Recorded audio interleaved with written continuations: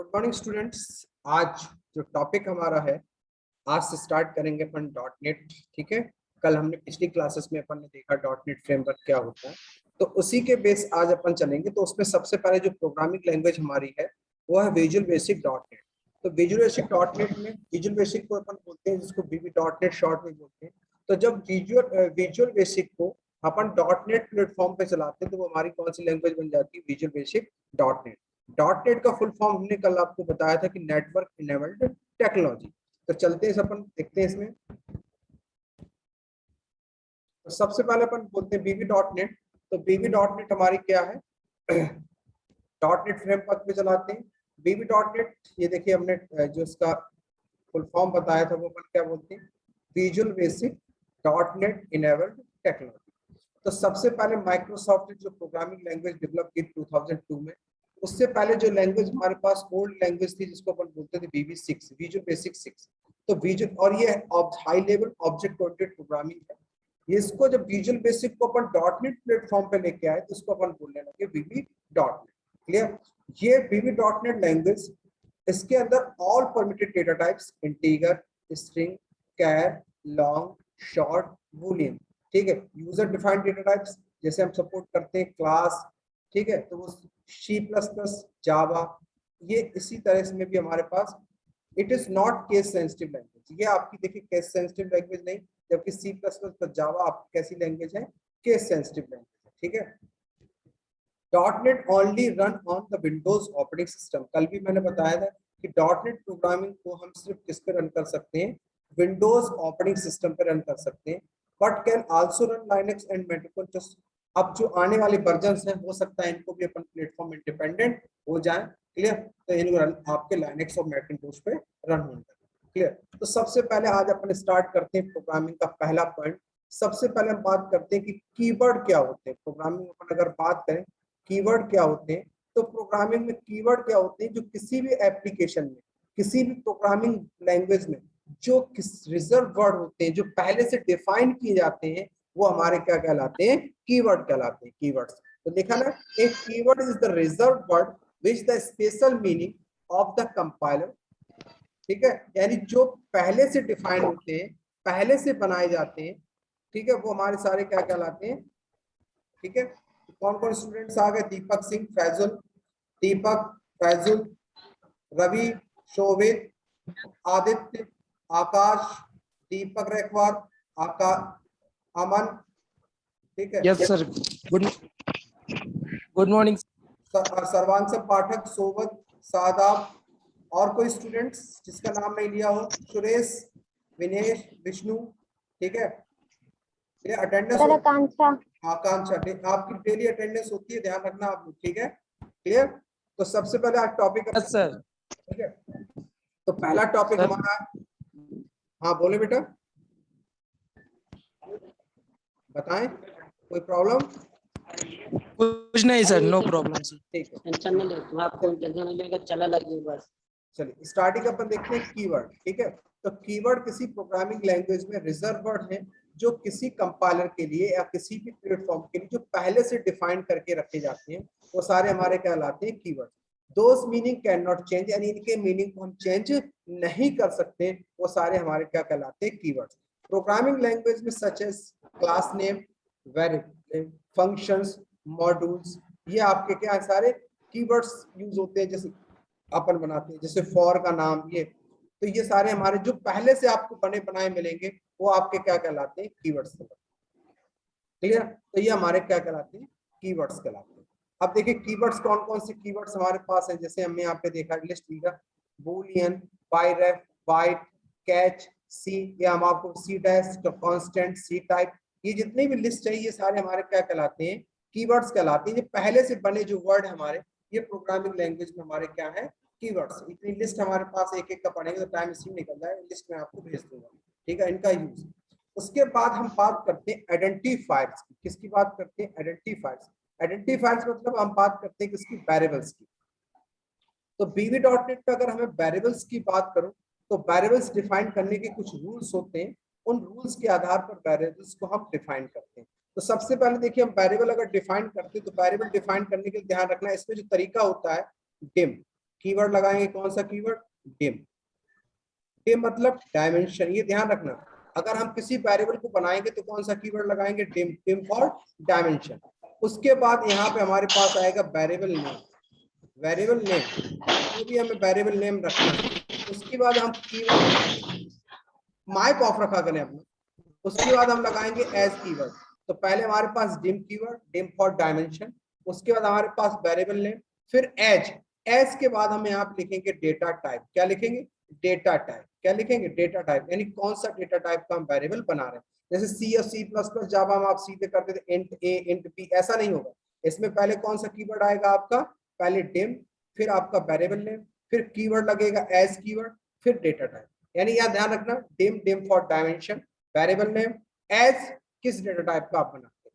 तो VB.NET में इन variables को बनाने के लिए कुछ नियम फॉलो करने होते हैं। पहला नियम कि first letter identifier must be start alphabet. Alphabet से स्टार्ट होना चाहिए, यानी A to Z। और अंडरस्कोर, अंडरस्कोर लगा सकते हो, यानी कि पहला लेटर हम जब भी आइडेंटिफायर या वेरिएबल्स बनाएंगे तो पहला लेटर किससे स्टार्ट होना चाहिए? Alphabets underscore that could not followed by any sequence of digits.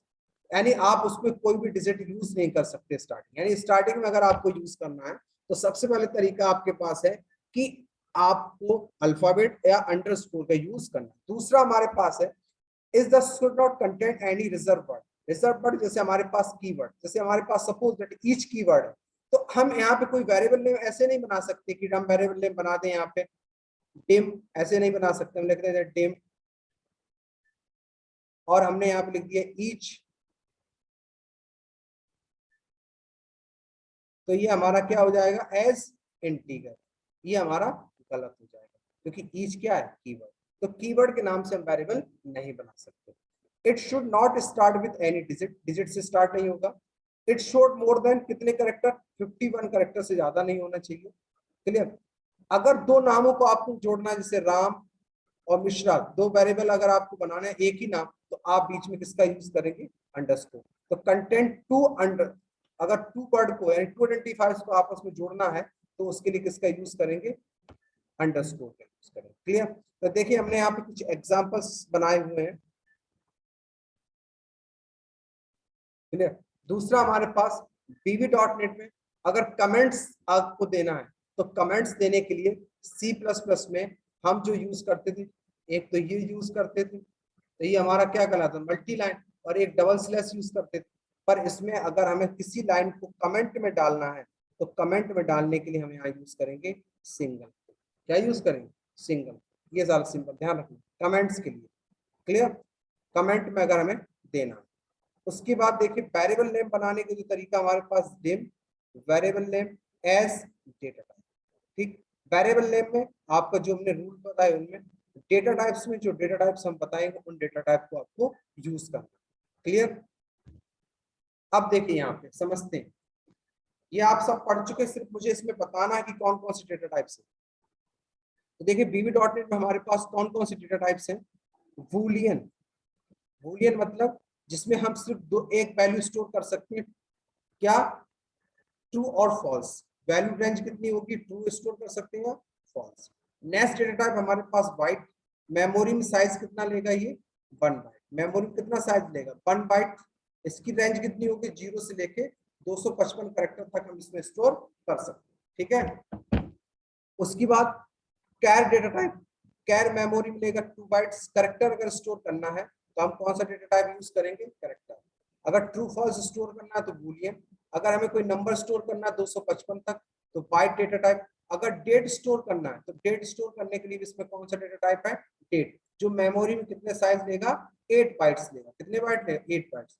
अगर हमें कोई फ्लोटिंग पॉइंट्स डालना है तो दशमलव के बाद वैल्यू इनपुट करनी है, जैसे हमने डाला 32.4, तो दशमलव के अगर वैल्यू डालना है तो उसके लिए हम यूज करते हैं डेसिमल, जिसकी रेंज कितनी है? 16 बाइट्स। कितनी बाइट्स? 16 बाइट्स मेमोरी स्टोर कर सकते हैं। अगर इससे छोटी कोई वैल्यू डालनी, दशमलव में डालनी, तो उसके लिए अपन किसका यूज करते हैं? Double date. तो इस ये मेमोरी कितना लेता है? आपका 8 बाइट। जैसे हम फ्लोट यूज करते हैं ना, फ्लोट, तो फ्लोट की जगह पे यहाँ पर डेसिमल और डबल यूज करें। क्या यूज करें? डबल और डेसिमल। क्लियर? अगर हमें कोई इंटीगर वैल्यू डालनी है तो इंटीगर वैल्यू इसमें हमारा जो साइज लेता है वो लेता है मेमोरी में 4 बाइट्स। कितना लेता है? 4 बाइट्स। क्लियर? ये इसकी देखिए यहाँ पे रेंज लिखी हुई है इंटीगर। अगर हमें लॉन्ग में डालना है इंटीगर वैल्यू तो यहाँ पे हम लेगा लॉन्ग कर देंगे, ये हमारा कितना लेगा 8 बाइट लेगा। मेमोरी कितने बाइट लेगा? 8 बाइट। ये डेटा टाइप्स के नेम है और रेंज। उसके बाद एक हमारे पास इसमें नया डेटा टाइप यूज होगा, इसको आप लोग यूज करेंगे, ऑब्जेक्ट डेटा टाइप। ऑब्जेक्ट एक ऐसा डेटा टाइप है जो मेमोरी में तो 4 बाइट्स लेगा। कितने बाइट लेगा? 4 बाइट। ये ध्यान रखना, ऑपरेटिंग सिस्टम के हिसाब से इनके साइज घट बढ़ जाते हैं, ये ध्यान रखना, प्लेटफॉर्म के हिसाब से इन डेटा टाइप के साइज। पर ऑब्जेक्ट डेटा टाइप एक ऐसा डेटा टाइप है जिसमें हम किसी भी टाइप की वैल्यू को स्टोर कर सकते हैं। It can store any type of data defined variables of object type. Object type में हम किसी भी टाइप की वैल्यू स्टोर कर सकते हैं। नेक्स्ट हमारे पास है इसमें एस बाइट। एस बाइट जो हमारे पास डेटा टाइप है उसका काम क्या होता है कि 1 बाइट मेमोरी स्टोर लेता है, पर -128 से लेके +127 में वैल्यू स्टोर करता है। शॉर्ट आपका ये भी आपका जैसे इंटीजर यूज करते हैं सी में 2 बाइट्स, तो 2 बाइट्स की जगह पे अगर हमें स्टोर करना है इंटीजर तो हम शॉर्ट यूज करते हैं। अगर हमें दशमलव में वैल्यू डालनी है पर हमारी जो रेंज है वो 4 बाइट्स है तो हम यहाँ पे यूज करते हैं सिंगल। क्या यूज करते हैं? सिंगल। किसी का अगर नाम स्टोर करना है, कोई नेम स्टोर करना है, कुछ भी स्टोर करना है, तो उसके लिए जो डेटा टाइप हमारे पास है यहाँ पे स्ट्रिंग डेटा टाइप। कौन सा data type? String data types. Clear? ये लगभग मेमोरी में 2 बिलियन कैरेक्टर स्टोर करता है। उसके बाद हमारे पास यू इंटीगर 4 बाइट्स, ये देखिए रेंज लिखी हुई साइन। यू लॉन्ग, ठीक है, अनसाइंड यानी 8 बाइट्स लेता है। यूजर डिफाइंड में स्ट्रक्चर और क्लास। यू शॉर्ट रेंज हमारे पास। तो ये डेटा टाइप्स हमारे पास यूज होते हैं। इतने डेटा टाइप्स हमारे पास VB.NET में यूज होते हैं। कौन? Boolean, integer, long, decimal, short, ठीक है, long, short, S byte, short, single, string, object, date. ये इतने डेटा टाइप्स आपके पास यहाँ पे यूज होते हैं। आप प्रैक्टिस करते जाएंगे तो आपको यहाँ पे समझ में आता है। क्लियर? चलिए, अब हम यहाँ पे इतना पढ़ा दिया। अब हम थोड़ा सा इंट्रोडक्शन आपको यहाँ पे देते हैं इसका कि डॉटनेट को ओपन कैसे करते हैं, डॉटनेट पे काम कैसे करते हैं। ठीक है,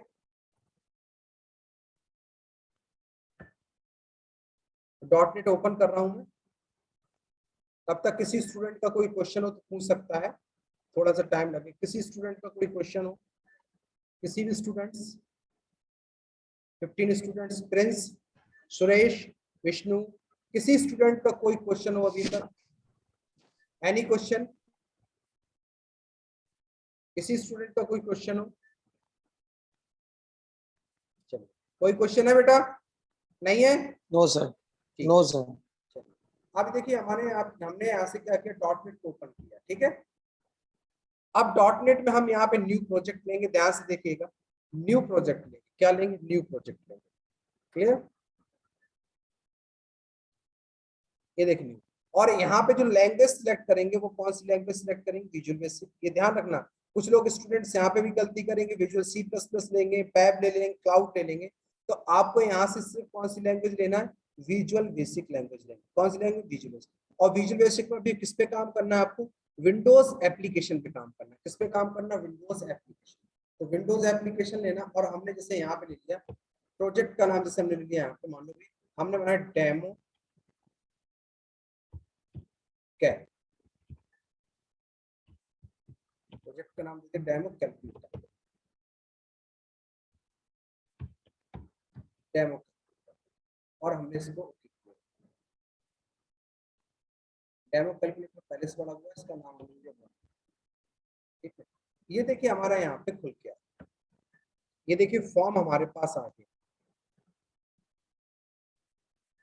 थोड़ा सा टाइम लेगा, हमने पहले बताया सिस्टम अच्छा होना चाहिए आपका।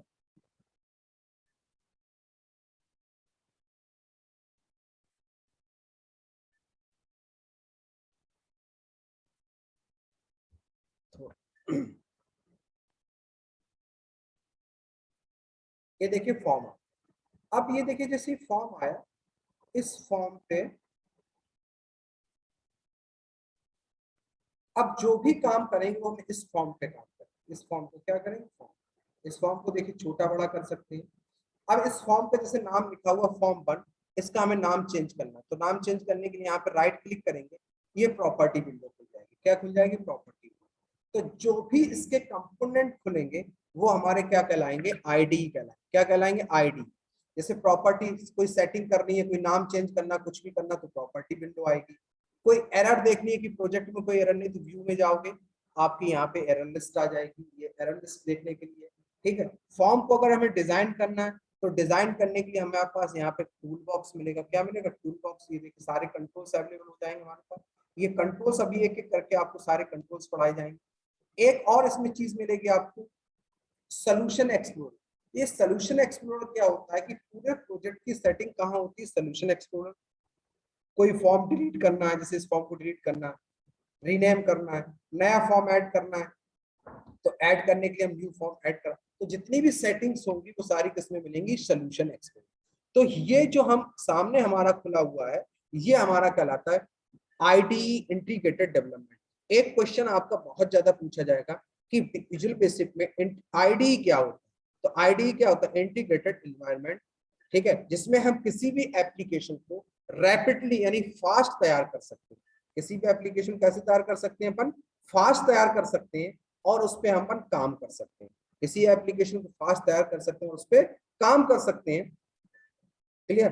तो अपने पास क्या है यहाँ पे कि ये फॉर्म है। अब इस फॉर्म पे हमें कुछ सेटिंग करनी है, जैसे इस फॉर्म का नाम चेंज करना है, इस फॉर्म का बैकग्राउंड कलर चेंज करना है, तो उसकी यस बोले बोले। ठीक है, अब इस फॉर्म पे हम जैसे ही क्लिक करेंगे तो देखिए इसकी प्रॉपर्टी विंडो खुली, लिखा हुआ है फॉर्म 1 प्रॉपर्टी। अब जैसे इस फॉर्म का हमें टेक्स्ट चेंज करना है, जो हमें सामने दिखाई देता है, ये ध्यान रखना, जो हमें सामने दिखाई देता है वो कौन सी प्रॉपर्टी होती है, टेक्स्ट प्रॉपर्टी। यहाँ पे लिखा फॉर्म 1, यहाँ पे हम कर देंगे, जैसे हमने दे दिया इसका कैलकुलेटर, प्रोग्राम का नाम है कैलकुलेटर, प्रोग्राम का दे दिया कैलकुलेटर, प्रोग्राम का नाम दे दिया हमने कैलकुलेटर। ये देखिए प्रोग्राम कैलकुलेटर आ गया। अब इस फॉर्म का हम बैकग्राउंड कलर चेंज करना चाहते हैं। क्या चेंज करना चाहते हैं, बैकग्राउंड कलर। तो यहाँ पे देखिए बैकग्राउंड प्रॉपर्टी लिखी है, उस बैकग्राउंड पे आप क्लिक करिए, यहाँ पे जाइए और इस फॉर्म जो भी आपको बैक कलर लेना वो कलर आप लीजिए, अच्छा जो भी कलर आपको अच्छा लगे अपने हिसाब से यहाँ पे फॉर्म का कलर चेंज कर सकते हैं। ये देखिए फॉर्म का आपका बैकग्राउंड। अब इस फॉर्म पे हमें कोई भी काम करना है, तो फॉर्म को काम करने के लिए, फॉर्म को डिजाइन करने के लिए हमें फॉर्म को यहाँ पे डिजाइन करना पड़ता है। तो जैसे सिंपल अभी हमें कोई भी काम करना है, तो जो चीज हमें सामने डिस्प्ले करानी होती है उसके लिए हम जो कंट्रोल यूज करते हैं वो लेवल यूज करते हैं। क्या यूज करते हैं, लेवल। जैसे हमने दे दिया लेवल 1, उसके बाद दे दिया लेवल 2। क्लियर। अभी हम बहुत ज्यादा नहीं रखेंगे, लेवल 3 समझाना है मुझे। और उसके बाद अगर वैल्यू इनपुट करानी होती है तो उसके लिए हम यूज करते हैं टेक्स्ट बॉक्स 1। और इसको बस आपको यहाँ से पकड़ के छोड़ देना, टेक्स्ट बॉक्स 3। किसी स्टूडेंट को सॉफ्टवेयर चाहिए, कॉलेज आ जाएगा तो मैं दे दूंगा।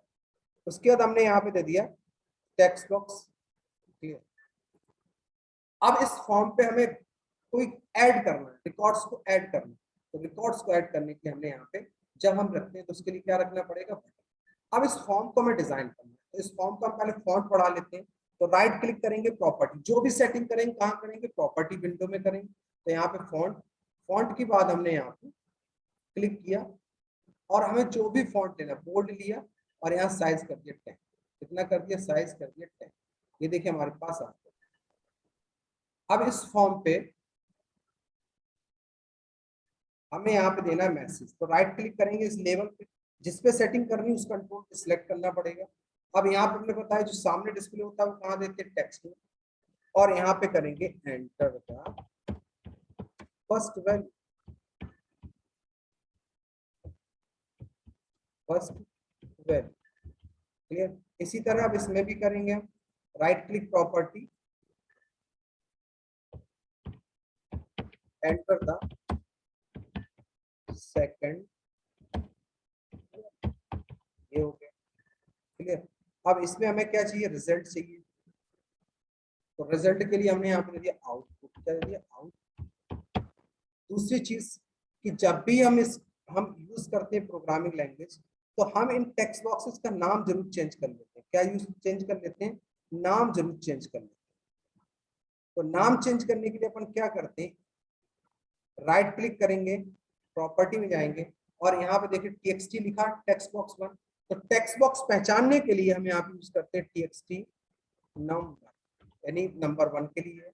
फिर दूसरे पे क्लिक करेंगे, यहाँ पे दे देंगे txt num2, यहाँ पे करेंगे right click property txt output. ये किसके लिए बना रहे हैं? आउटपुट। हम वही नाम देंगे जो हमें जरूरत होगी, आउट। क्लियर। अब इस बटन का नाम हमें क्या रखना है? तो बटन का हमने नाम दिया btn sum। तो बटन के लिए हम क्या यूज करते हैं? Prefix btn sum। और यहाँ पे इसको दे दिया हमने टेक्स्ट। टेक्स्ट हमारा सामने डिस्प्ले होगा, हमने यहाँ पे दे दिया sum। अब इस बटन पे हमें क्या करना है? कोडिंग करना।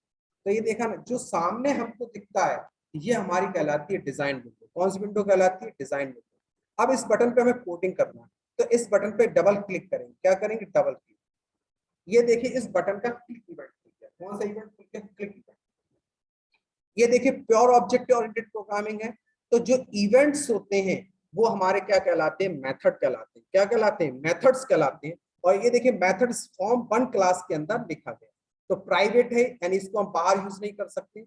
सब जो कीवर्ड यूज होता है, अभी हम आगे पढ़ाएंगे फिर भी बता दे रहे हैं, इसमें हम 2 चीज डिफाइन करते हैं, प्रोसीजर और फंक्शन। तो जो वैल्यू रिटर्न नहीं करते, जहां C++ में जावा में वॉइड कीवर्ड लगाते थे, यहाँ पे जो वैल्यू रिटर्न नहीं करते हैं वहां पे हम जो कीवर्ड यूज करते हैं सम। किस पे क्लिक काम कर रहे हैं? btn_click बटन के click event. Sender as object. Object यहाँ पे क्यों लिया? हमने अभी बताया था कि ऑब्जेक्ट एक ऐसा डेटा टाइप होता है जिसमें किसी भी टाइप की वैल्यू स्टोर कर सकते हैं। तो ये वैल्यू के लिए हो गया सेंडर एज। और ई एज इवेंट आर्क्स, यानी इवेंट्स को जनरेट करता है, इवेंट्स को रेज करता है। कौन सा हैंडलर यूज कर रहे हैं? क्लिक इवेंट यूज कर रहे हैं। VB.NET को हम इवेंट ड्रिवन प्रोग्रामिंग कहते हैं, यानी जो भी प्रोग्रामिंग आप करोगे, जैसे वहां मैन फंक्शंस में आप लिखते थे, यहाँ पे हम जो भी कोड लिखेंगे वो हम किसी न किसी इवेंट में लिखेंगे। तो अभी हम कौन सी इवेंट यूज कर रहे हैं? बटन का क्लिक इवेंट यूज कर रहे हैं। कौन सा इवेंट यूज कर रहे हैं? Click event. क्लियर। तो ये VB.NET बटन का click event, up event, mouse down, mouse up, अभी जैसे आगे आता डाउन। तो अब यहाँ पे हमें क्या करना है? उन 2 वैल्यू को सम करना। तो वेरिएबल डिफाइन करने के लिए देखिए ऑटोमेटिक ये विंडो जो खुल गई, अब आपको टाइप करना नहीं पड़ेगा, स्पेस बार दाबिए, ऑटोमेटिक टाइप हो गया। जैसे देखिए आपको यहाँ पे टाइप भी नहीं करना प्रोग्राम, जैसे आपने किया ऑटोमेटिक लिस्ट खुल गई। तो इस जो ऑटोमेटिक लिस्ट खुलती है इसको बोलते हैं ऑटो इंटेलिजेंस विंडो। कौन सी विंडो बोलते हैं? Auto intelligence window. तो डिम आपने देखा टाइप। अब वेरिएबल बनाना ए, फिर आपने एज, कौन सा वेरिएबल बनाना? इंटीगर। जैसे ही आपने इंटीगर लिखा, देखिए इंटीगर डेटा टाइप आ गया आपके पास। अब बस आप यहाँ पे लिखिए, आपको प्रोग्राम टाइप नहीं करना है, इसमें ऑटोमेटिक विंडो खुलेगी, स्पेस बार दाबिए, डिम वीएस इंटीगर। ये देखिए ऑटोमेटिक, सब automatic, space bar dim CS integer, जो भी आपको चाहिए। अब आपको क्या करना है? ए में वैल्यू आप कहां इनपुट कर रहे हैं? टेक्स्ट बॉक्स में। तो टेक्स्ट बॉक्स का आपने नाम क्या दिया? टेक्स्ट बॉक्स 1.text, पहला हो गया। दूसरा आपने किया txt num2.text, आ गया। वैल्यू किसमें स्टोर? C = a+b। कहां असाइन करना है? Text box output. देखिए ऑटोमेटिक विंडो खुल रही है, आपको प्रोग्राम टाइप करने की जरूरत है। इक्वल टू आपने यहाँ पर असाइन कर दिया C। ये देखो अब ये प्रोग्राम हो गया। ये कोड विंडो है, डिजाइन विंडो पर आ जाइए, यहाँ से प्रोग्राम को एग्जीक्यूट कर, प्रोग्राम को यहाँ से एग्जीक्यूट कर दीजिए। प्रोग्राम आपका यहाँ से एग्जीक्यूट हो जाएगा। ये देखिए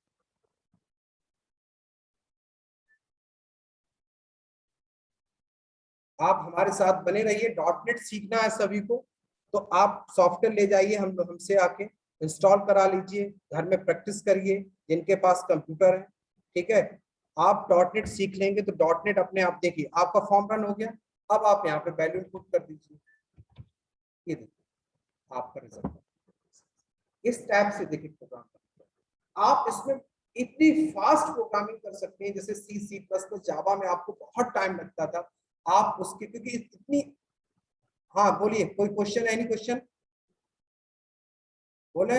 रेडमी रेस हैंड किसने किया? बताया क्वेश्चन, कोई क्वेश्चन किसी का? सर VS कोड में चलेगा .NET?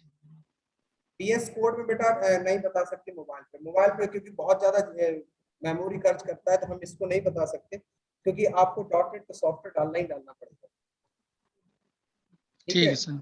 ठीक है, और बताएं किसी स्टूडेंट क्वेश्चन? आज की क्लास नहीं रखें, कल बताऊंगा इसके आगे।